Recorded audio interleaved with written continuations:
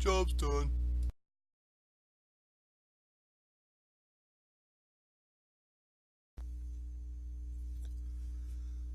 Well, hello, fellow nerds and nerdettes. Yes, that's right. I know that there are women watching this this channel, these videos. Not to get weird. Okay, so in this video, sorry. In this video, I'm going to be going over some of the basics on how to play a Destruction Warlock. Now, this will probably be one of the easiest or most simple class videos that I have made, at least thus far.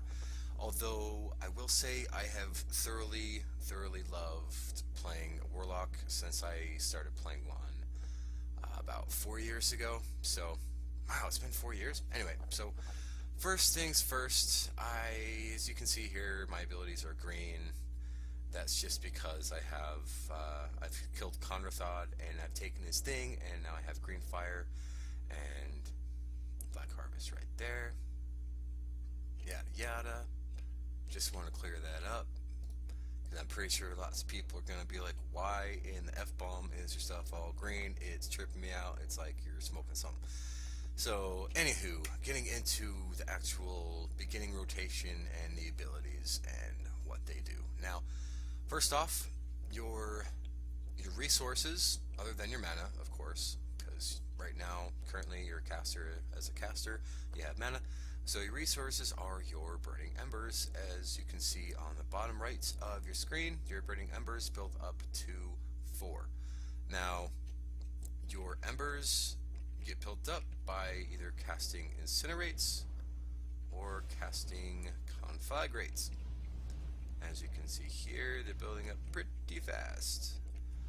And I'll get to the reason why they're building up pretty fast here in a minute. So, as you can see here, I'm casting my Chaos Bolts.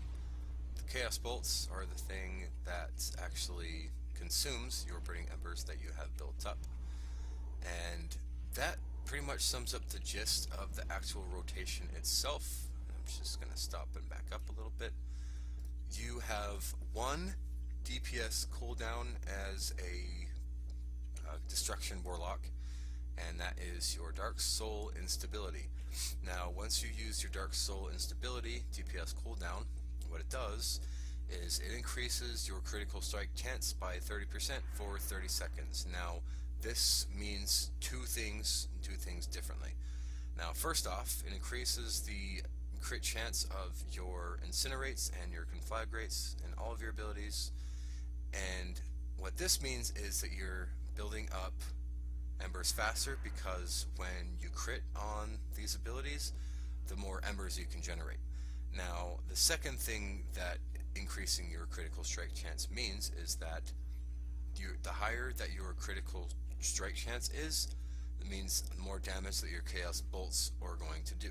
Now, most would think and assume correctly that you would want to stack critical strike on your Destruction Warlock. Although that is somewhat true. I stack Mastery, you can stack crit. I know Heal versus Babyface, he's mentioned a few times in his videos when he's talking about his Warlock that he stacks crit, and that has helped him. Although in my case, I stack Mastery, and that has helped me out a ton, especially when I'm switching over to Affliction Warlock for single target fights. Now, let's go ahead and get to the reason why I was able to build up Embers so quickly. And like I mentioned, I am stacking Mastery. Now, back in at least what was that derpy ass? I can't even remember the name of it. I'm such a noob. I'm actually gonna look it up on my video live. The raid was High Mall. Oh my god, I hated that place. Anyway, some people liked it, whatever. So, High Mall. Back in High Mall, your talent choice on your very bottom would be Demonic Servitude. And that was because Warlocks were kind of broken at the time, and your pet's damage was like 50% of your actual overall damage, and it was kind of pathetic. And even right now, if you use this, Your pet's damage will still be a really high percentage of your actual overall damage done. Now, the reason why you should not be choosing Demonic Servitude in Hellfire Citadel in any situation ever as a Destruction Warlock is because single target damage, yeah, it might be pretty good, but for one, it leads to a really, really, really boring play style that I absolutely freaking hate as a Destruction Warlock. Cataclysm, meh, yeah, sure. I also find it kind of boring. It can be kind of good in some AoE situations if you time it right and if you get lucky.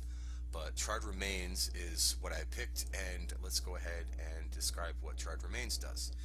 Now, what Charred Remains does is it increases, I'll just read it. Incinerate and Conflagrate, your two Ember generating abilities, deal 50% less damage, but generate 200% more burning embers. Fire and Brimstone can now also affect Chaos Bolt.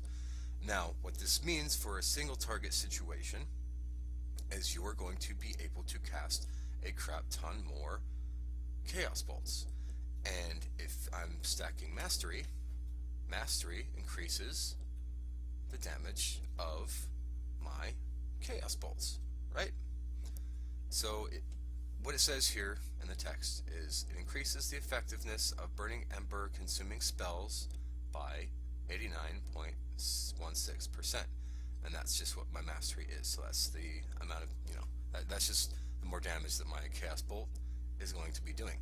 So if I'm casting a crap ton more Chaos Bolts, even in a single target situation, that's going to trump Demonic Servitude, and I'll prove it to you if you'd like me to 1v1 you, bro. So, oh yeah, the other point I was going to make was in AoE situations. If you have Demonic Servitude chosen in an AoE situation and you don't have any Burning Embers built up, you are fucked. You are screwed. You're not going to be doing any damage, and you might be like, oh, we'll use Cataclysm for, AoE situations. I'm sorry, but, I mean, sure, if you wanna, but Charred Remains has always pulled over the top for me in any situation, and it's been very reliable for me in any situation, whether it be raiding, whether it be doing arenas or battlegrounds or questing. So yeah, if anybody tells you otherwise, just tell them that they're, they should watch this video and listen to my explanation as to why. Now, this next tier, let's just say Killjaden's Cunning. I wish it was back at what it was back in Mists of Pandaria. You suck. And Manorath's Fury, I haven't used this since probably 5.2? Yeah, I haven't used this since 5.2. I used Killjaden's Cutting for Throne of Thunder anyway, so Archimonde's Dark Mist is going to be your talent choice 100% of the time. And now, Grimoire of Sacrifice. I have this one chosen because it also increases my main ability's damage. And Grimoire of Service, PvP, I don't really know, don't do this. So, Grimoire of Supremacy, yeah, it kind of used to be good, but, going into the whole rotation and everything that is top right now, do not use Grimoire of Supremacy because it is bogus. And moving on. Next tier is a PvP tier, doesn't really matter. I have Burning Rush because I can move faster and I can get to the boss quicker after a wipe. And now the next one is really important because Dark Bargain, it pretty much acts like a bubble, although at the end of this talent, after you use it, you end up taking a percentage of the damage that you have taken. Like it starts ticking off of your health as soon as the effect has expired. And Soul Link, you kind of have to have a pet in order to use this, so it's pretty much irrelevant with the build that I have here. And Sacrificial Pact, same thing pretty much. Now Shatter Fury is an AoE stun, as you can see here. Anything that was within that circle would have been stunned for 3 seconds. And this is another PvP talent, essentially, unless you kind of, want to have a little bit of fun. And same with Howl of Terror.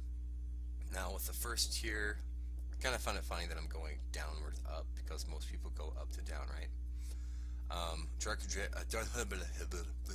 Dark Regeneration. I think you should be using this one, and I kind of suck. I have this one chosen just because I like to use it whenever I'm in my garrison and I'm using my Burning Rush. And yeah, so Soul Leech, it used to be a lot better back in Cataclysm, or not Cataclysm, Mist of Pandaria. I had this talent chosen pretty much the whole freaking time. And Direct Regeneration, definitely the best overall talent to use in most situations, for sure. And there are a couple abilities that I have not gone over yet, which I will, but I'll get to those in a minute. Now, with your talents, or your your glyphs, you can pretty much do whatever you really want to do. You can ride on water with your Warlock mount thingamajig, and this is my Glyph of Ember Tap because, like I said a minute ago, I'm kind of a noob and use my Ember Tap talent like a noob sauce. But, you know, to each their own, right? And then this one's kind of cool. Glyph is so well. So let's go ahead and get to the last of the abilities that really end up mattering to you as a Destruction Warlock. And you have an Execute type ability, and it costs Burning Embers. Each time that you use this ability, Shadow Burn, it costs you 1 Ember, and you cannot use it unless the target is below 20% health. And you also have Demonic Gateway. You can use it, and then you can get from point A to point B, and you can set it wherever you want, and nobody has to tell you what to do, because you're a Warlock, and you're a Rebel, except you can't, you know, that wouldn't make any sense to put it right there, because you're a Rebel, right? You want to go places. Fire and Brimstone, it's... what you do is you're actually using your abilities on multiple targets. See how my incinerates are hitting all 4 of these targets? And then with my Charter Maze talent, I'm hitting all those targets with my Chaos Bolt. Pretty cool, right? Turn it off, back to single target mode. This will bring me to my next point. Havoc. Havoc is one thing that you need to keep on your bars as a Destruction Warlock, because you Havoc one thing, target another, Chaos Bolt, it'll hit both targets. Pretty awesome, right? Very helpful in, you know, burst phases when an ad starts coming up and you need to, oh my god, I need to start hitting it really hard. Let's go. Okay, and go. Now you're gonna start dying. Okay, great. Then eventually I'd use my Shadow Burn. Then Shadow Burn would give me more Embers to use on my current target because killing things is awesome. And that pretty much sums up the rotation part of this video. Now that concludes this video. If you'd like to leave a comment, or if you want to give me a thumbs up on the video, if you found it helpful, feel free to do so. I'd really appreciate it. And also, if you want to throw out any suggestions for a new video, feel free to do that. And thank you, and have a great day.